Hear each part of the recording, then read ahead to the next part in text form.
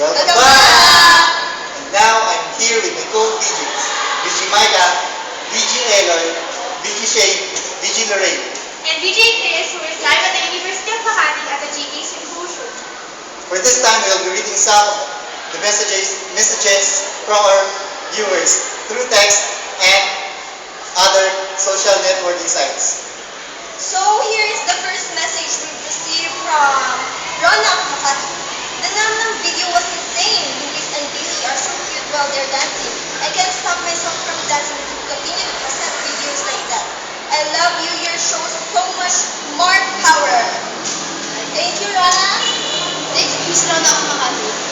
As we have presented, video number 5 shows interpersonal communication. It gives information to the viewers about the product itself, especially to the mothers who really love to cook foods for their family. It gives information on what will be the effect of the product to their food. When the viewers collect ideas, it also affects the attitude and the behavior of the viewers because of the endorsers who were well known